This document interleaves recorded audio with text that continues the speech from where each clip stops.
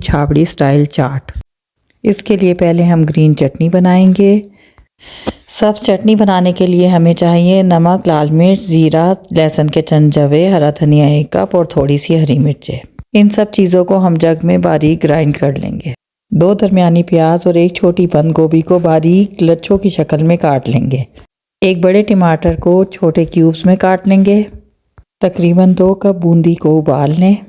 3 medium size के आलू उबाल कर क्यूब्स की शक्ल में काट लें। प्याज, बंद गोभी और टमाटर को मिक्स कर लें। अब 1 किलो दही को अच्छी तरह फेंट लें। इसमें सबसे पहले नमक डालें।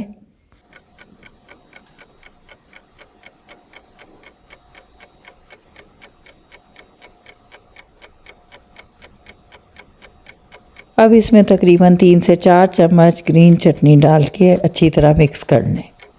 इसमें लाल मिर्च मिलाने की ज़रूरत नहीं है। ग्रीन चटनी और चाट मसाले से ये चटपटा फ्लेवर देगी। अब बूंदी और आलू इसमें डालकर अच्छी तरह मिक्स कर लें। याद रखें कि बूंदी हमने गर्म पानी में डालकर अच्छी तरह नरम कर ली है और आलू भी हमारे अच्छी तरह गले हुए हैं।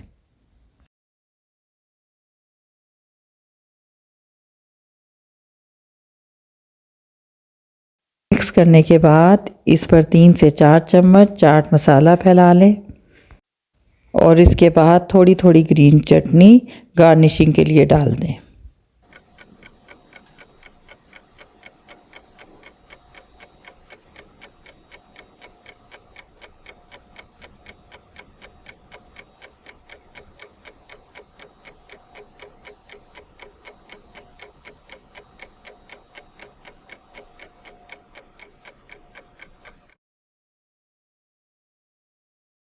पापड़ी के ऊपर हम इमली की चटनी डालेंगे, जिसे मीठी चटनी भी कहा जाता है।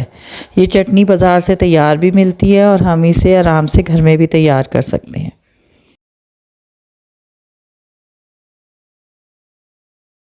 और आखिर में हम इसे गार्निश करेंगे सलाद से, जो हमने बारीक काट के रखी हुई है। आप अपनी मर्ज़ी से स्पाइस कम ज़्यादा कर सकते हैं। इस तरह ये मज़ेदार चटपटी